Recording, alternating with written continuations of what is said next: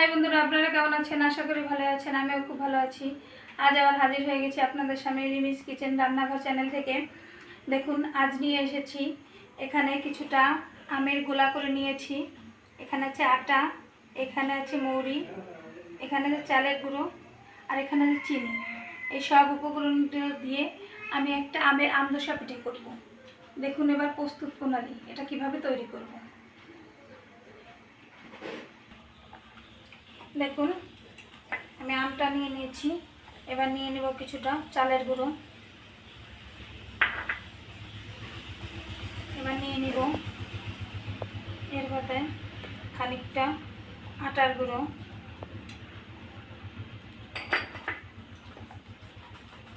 সুন্দর করে মেখে নেব।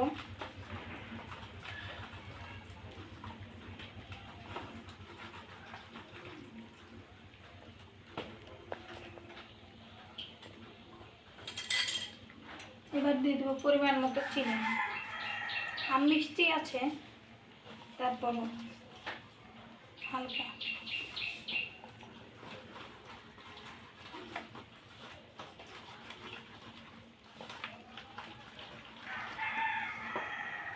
যেহেতু ব্যাটারটা এই পর্যায়ে হয়েছে, আমি এর ভেতরে সামান্য একটু জল অ্যাড করব, বেশি না, কারণ পিঠেটা আমার হাতায় করে তুলে দিতে হবে।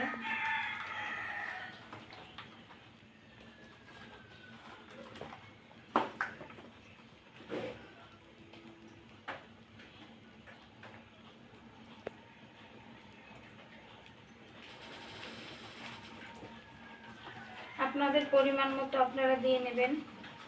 সবার কাজের ধরন একরকম হয় না, সবাই সব রকম পারে না। আমি যেরকম পারবো আপনি পারবেন না, বা আপনি যেটা পারবেন আমি সেটা পারবো না। এক একজনের সুবিধা এক একভাবে হবে।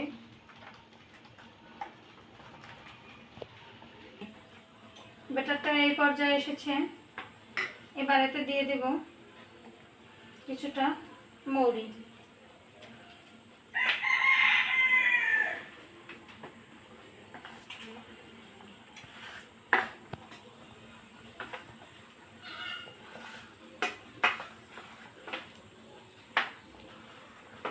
দেখুন আমার ব্যাটারটা তৈরি হয়ে গেছে।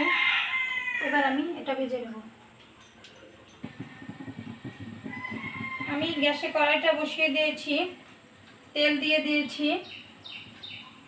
তেলটা গরম হয়ে গেছে। এবার আমি আস্তে আস্তে পিঠেগুলো ভেজে নেব।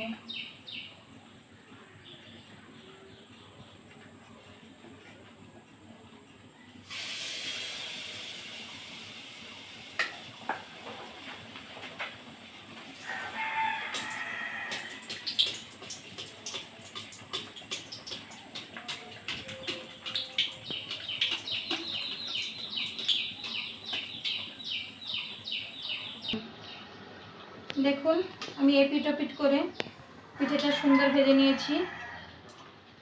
আমার পিঠেটা ভাজা হয়ে গেছে। এবার আমি তুলে নেব। এইভাবে একটা একটা করে দিয়ে আমি পিঠেগুলো ভেজে নেব। আমার আমের আমদোসা পিঠেটা হয়ে গেছে। আপনারা এভাবে করে খাবেন। যদি আপনাদের ভালো লেগে থাকে তাহলে আমাকে লাইক কমেন্ট করে জানাবেন। আর রিমিস কিচেন চ্যানেল রান্নাঘরটা সাবস্ক্রাইব করে আমার সঙ্গেই থাকুন। সবাইকে ধন্যবাদ।